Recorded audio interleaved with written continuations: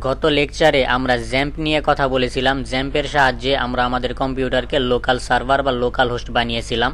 তো এরপর যেহেতু আমরা আমাদের কম্পিউটার বন্ধ করে দিয়েছিলাম, তো আমাদের জ্যাম্প সার্ভারও কিন্তু বন্ধ হয়ে গেছে। এরপর আমরা যখন নতুন করে কম্পিউটারটা ওপেন করি, এরপর কিন্তু আমাদেরকে আবারও নতুন করে জ্যাম্প সার্ভার অন করতে হয়। তো এই জ্যাম্প সার্ভার কিভাবে অন করবেন এবং জ্যাম্প সার্ভারের আরও কিছু বেসিক জিনিসপত্রের সাথে আজকে আমরা পরিচিত হব। তো প্রথমে আমাদেরকে জ্যাম্প সার্ভার অন করতে হবে। তো সেই জন্য আমরা আমাদের অ্যাপ লিস্ট থেকে আমরা যদি জ্যাম্প খুঁজে না পাই, যেমন এখানে জ্যাম্প নামে আপনি একটা ফোল্ডার পাবেন আপনার পিসিতে। এখানে দেখেন জ্যাম্প কন্ট্রোল প্যানেল আছে, এটাতে ক্লিক করলে আমাদের জ্যাম্পের যে কন্ট্রোল প্যানেল সেটা কিন্তু ওপেন হবে। এবং এখানে দেখেন অ্যাপাচি এবং মাই এসকিউএল এই দুইটা কিন্তু অফ আছে, যার কারণে আমাদের লোকাল হোস্ট এখনও চালু হয়নি। তো এটা যদি আপনি এইখানে না পান, তাহলে আমরা যখন ইনস্টল করেছিলাম জ্যাম্প, তখন কিন্তু আমাদের সি ড্রাইভে জ্যাম্প নামে একটা ফোল্ডার তৈরি হয়েছিল। তো এই ফোল্ডারের ভিতরে গেলেও কিন্তু আমরা এই কন্ট্রোল প্যানেলটা পাবো। আমরা যদি একদম নিচে আসি, তাহলে এখানে দেখেন জ্যাম্প কন্ট্রোল নামে একটা ফাইল কিন্তু আছে। এইটাতে যদি আমরা ক্লিক করি, তাহলেও কিন্তু আমাদের এই জ্যাম্পটা অন হয়ে যাবে, আমাদের এই কন্ট্রোল প্যানেল চলে আসবে। তো এরপর আমরা যদি এখান থেকে অ্যাপাচি এবং মাই এসকিউএল এই দুইটাকে অন করে দিই, এখন কিন্তু আমাদের জ্যাম্প সার্ভার চালু হয়ে গেছে। তো এখন যদি আমি এইটা এখান থেকে কেটেও দিই, আমাদের কিন্তু জ্যাম্প সার্ভার অনই থাকবে, কোনো সমস্যা হবে না। এখন যদি আমরা ব্রাউজারে যাই, ব্রাউজারে গিয়ে আমরা যদি লোকাল হোস্ট লিখি, এন্টার প্রেস করি, দেখতে পাচ্ছেন আমাদের জ্যাম্প সার্ভার চালু হয়ে গেছে এবং আমাদের এখানে ড্যাশবোর্ডটা চলে আসছে। তো এখন এটা তো হচ্ছে আমাদের জ্যাম্পের ডিফল্ট যে অ্যাক্সেস ফাইলটা ছিল বা অ্যাক্সেস ফোল্ডার ছিল সেইটা। তো আমরা এইখানে আমাদের নিজেদের ফোল্ডার বা নিজেদের ফাইলগুলোকে কিভাবে অ্যাক্সেস করব সেইটা এখন আমি আপনাদেরকে দেখাচ্ছি। তো এই জন্য আমরা যেটা করব, আমরা এটাকে মিনিমাইজ করে দিয়ে আমরা যেখানে আমাদের জ্যাম্পটা ইনস্টল হয়েছিল সেই ফোল্ডারে চলে যাব, সি ড্রাইভ থেকে জ্যাম্প ফোল্ডার। এরপর এখানে দেখেন htdocs নামে একটা ফোল্ডার পাবেন, htdocs।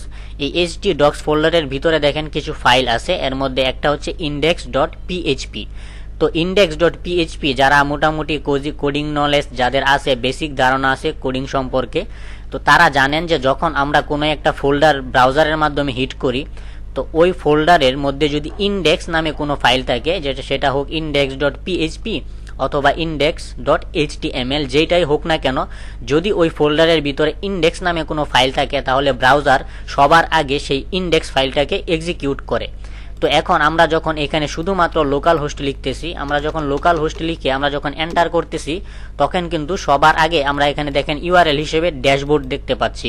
কিন্তু আমাদের এখানে কিন্তু সবার আগে এক্সিকিউট হয়েছে আমাদের এই index.php ফাইলটা, এবং এই index.php ফাইলটা যদি না থাকতো, তাহলে আমরা কিন্তু অন্য কিছু দেখতে পারতাম। যেমন আমরা যদি এটাকে যদি আমরা রিনেম করে এটাকে যদি আমরা index2.php দেই, এখন আমরা যদি এখান থেকে আবারও লোকাল হোস্ট লিখে সার্চ করি, এখন কিন্তু আমরা দেখেন শুধু ফাইলগুলো দেখতে পাচ্ছি, কেননা আমাদের এই ইন্ডেক্স ফাইলটা কিন্তু এক্সিকিউট হচ্ছে না, কেননা ইন্ডেক্স নামে কোনো ফাইল নাই, বরং index.to নামে ফাইল আছে।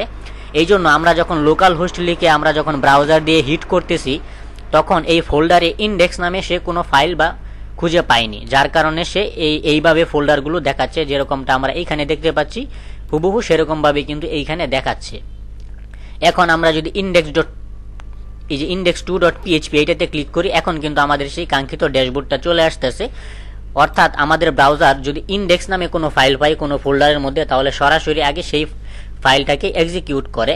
তো এখন আমরা যদি এটাকে আবারও আগে যে রিনেম ছিল, আমরা আগে যে ইন্ডেক্স ছিল সেটা করে দেই। এখন আমরা যদি আবারও আমাদের এই ব্রাউজারটাতে লোকাল হোস্ট লিখে হিট করি, লোকাল হোস্ট লিখে হিট করলে সবার আগে কিন্তু আমাদের সেই ইন্ডেক্স ফাইলটা, এখন কিন্তু এই ইন্ডেক্স ফাইলটা এক্সিকিউট হয়েছে, কিন্তু আমরা এখানে দেখতে পাচ্ছি না। এর কারণ হচ্ছে আমরা এখানে দেখতে পাচ্ছি ড্যাশবোর্ড, অর্থাৎ এই ড্যাশবোর্ডের মধ্যে আমার এই যে এখানে যে উপরে যে আমার এই নেভিগেশনটা আছে, প্লাস এখানে টাইটেল কিছু টেক্সট আছে, এইগুলো কিন্তু আমি ড্যাশবোর্ডের মধ্যে দেখতে পাচ্ছি।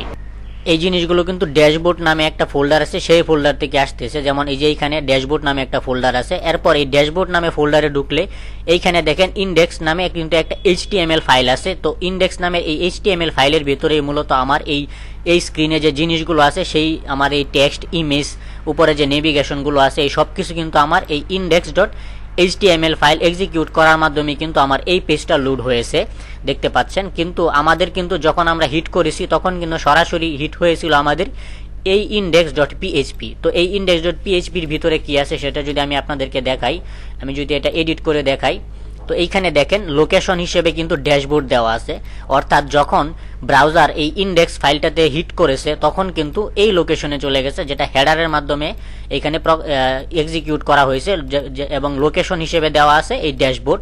অর্থাৎ যখন এই ইন্ডেক্স ফাইলটা খুঁজে পেয়েছে ব্রাউজার তখন এইটাতে কোড হিসেবে দেওয়া আছে ড্যাশবোর্ড, অর্থাৎ ড্যাশবোর্ডে যেতে হবে। তো এই জন্যই মূলত আমাদের এখানে ড্যাশবোর্ডে চলে আসছে।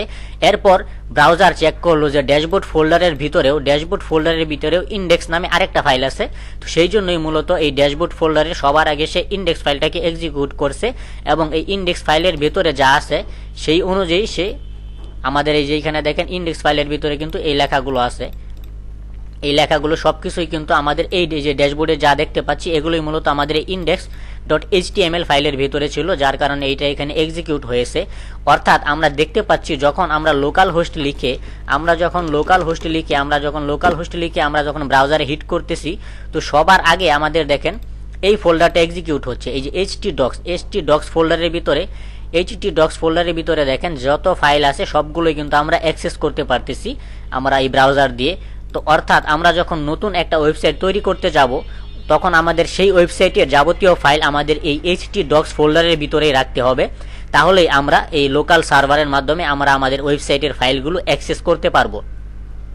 এখন আমরা যদি এখানে নতুন একটা ফাইল তৈরি করি, চলেন আমরা নতুন একটা ফোল্ডার তৈরি করি যেটার নাম আমরা দেই নিউ ফোল্ডার। আমরা নিউ দিলাম, এটা শুধু নিউ দিলাম। এখন এই নিউ যদি আমরা অ্যাক্সেস করতে চাই তো এই নিউটা হচ্ছে আমাদের এই নিউটা বাদ দিলে এই বাকি যে ফাইলগুলো আছে এইগুলো কিন্তু আমাদের এই জ্যাম্পের ডিফল্ট ফাইল। তো এই ডিফল্ট ফাইলগুলো কিন্তু আমাদের ডিলিট করা যাবে না, আমরা ডিলিট করব না, ডিলিট করলে আমাদের এই লোকাল সার্ভারটা ক্র্যাশ করবে। তো এই জন্য এগুলো ডিলিট করা যাবে না। তো এই নিউ ফোল্ডার বাদে বাকিগুলো হচ্ছে আমাদের এই জ্যাম্পের ডিফল্ট ফাইল। তো এই জ্যাম্পের ডিফল্ট ফাইল বাদে আমরা নতুন একটা ফাইল তৈরি করছি যেটার নাম হচ্ছে নিউ। এখন আমরা যদি এই লোকাল হোস্টের পরে এসে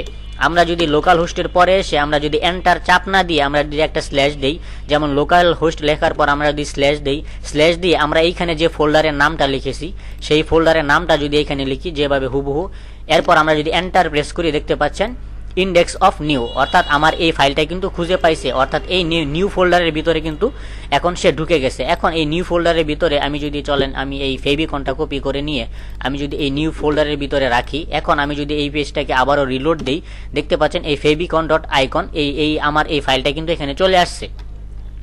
এখন এই নিউ ফোল্ডারের ভিতরে দেখেন কোনো ইন্ডেক্স ফাইল নাই, শুধুমাত্র একটা ফেভিকন আছে, একটা ইমেজ আছে।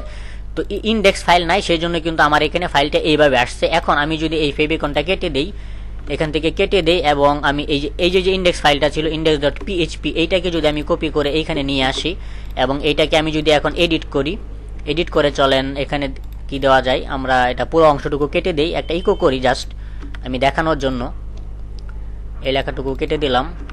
তো এরপর আমরা যদি এখানে ইকো করি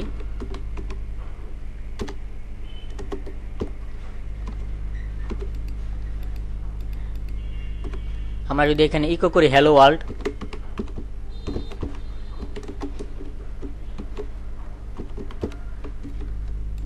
আমরা যদি হ্যালো ওয়ার্ল্ড লিখে ইকো করি, এখন আমরা যদি এই নিউ ফোল্ডারটাকে আবারও ব্রাউজারে হিট করি, এখন দেখেন হ্যালো ওয়ার্ল্ড কিন্তু চলে আসছে। অর্থাৎ আমার এই নিউ ফোল্ডারের ভিতরে ইন্ডেক্স নামে একটা ফাইল ছিল, এই জন্য ব্রাউজার ডিফল্টভাবে সে সবার আগে সেই ইন্ডেক্স ফাইলটাকে কিন্তু সে এক্সিকিউট করেছে। এখন আমি যদি এখানে আরও ফোল্ডার দিই, যেমন এখানে আমি আরও একটা ফোল্ডার দিলাম, এখন আমি যদি আবারও হিট করি আমি কিন্তু শুধু ওই ইন্ডেক্স ফাইলটাই দেখতে পারবো, আমি কিন্তু এই ফোল্ডারটা দেখতে পারবো না, কেননা ইন্ডেক্স ফাইলটাই কিন্তু সবার আগে এক্সিকিউট হচ্ছে এই নিউ ফোল্ডারের ভিতরে। তো এখন এই নিউ ফোল্ডারের ভিতরে আমি তো শুধু একটা ইন্ডেক্স ফাইল রেখেছি, এখন আমি যদি আমার একটা ওয়েবসাইটের সকল কোড আমি যদি এই নিউ ফোল্ডারের ভিতরে রাখি এবং রাখার পর আমি যদি এই নিউ ফোল্ডারে হিট করি তখন কিন্তু আমি আমার পুরো ওয়েবসাইটেই দেখতে পারবো। তো এই কাজটা কিভাবে করবেন সেটা আমি নেক্সট ক্লাসগুলোতে দেখাবো। নেক্সট ক্লাসে আমরা ওয়ার্ডপ্রেস আমাদের এই যে নিউ ফোল্ডারটা আছে এই নিউ ফোল্ডারের মতো করে আমরা একটা ফোল্ডার তৈরি করব, অথবা এই নিউ ফোল্ডারের ভিতরেই আমরা ওয়ার্ডপ্রেসের ফাইলগুলো রেখে এরপর আমরা এই ব্রাউজারে হিট করব, লোকাল হোস্ট লিখে এরপর নিউ ফোল্ডারটাতে হিট করব। হিট করলে কিন্তু আমরা আমাদের ওয়ার্ডপ্রেসের যে ওয়েবসাইট ছিল সেই ওয়ার্ডপ্রেসের ওয়েবসাইটটা কিন্তু আমরা দেখতে পারবো।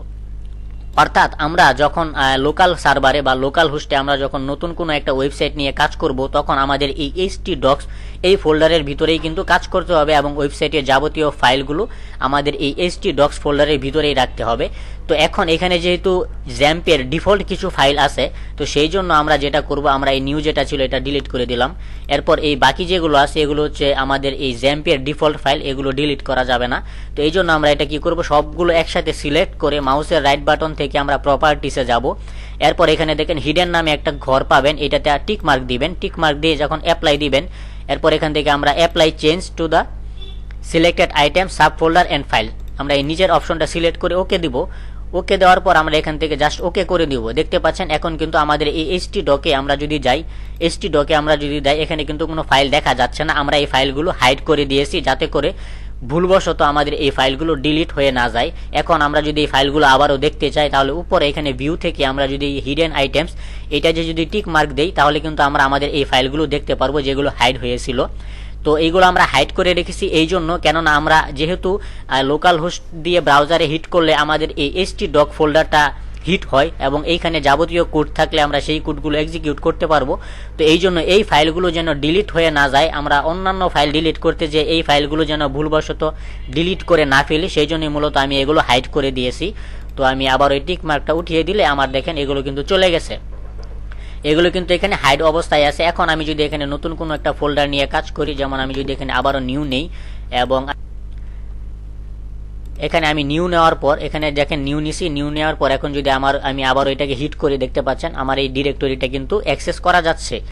তো এইভাবে মূলত আমরা এখানে এখন আমরা এই নিউ ফোল্ডারের ভিতরে আমরা যদি কোনো ফাইল রাখি, তাহলে আমরা যেটা করতে পারবো, আমরা ব্রাউজারে হিট করার মাধ্যমে আমরা সেই ফাইলগুলোকে অ্যাক্সেস করতে পারবো। তো নেক্সট ক্লাসে আমি আপনাদেরকে দেখাবো কিভাবে এই নিউ ফোল্ডারের ভিতরে ওয়ার্ডপ্রেস ইনস্টল করবেন এবং ওয়ার্ডপ্রেস দিয়ে কিভাবে একটা ওয়েবসাইট তৈরি করতে হবে, সেইটা আমি স্টেপ বাই স্টেপ আপনাদেরকে দেখানোর চেষ্টা করব। তো আজকের ভিডিও মূলত এই পর্যন্তই ছিল। সবাই ভালো থাকবেন, সুস্থ থাকবেন, আল্লাহ হাফিজ।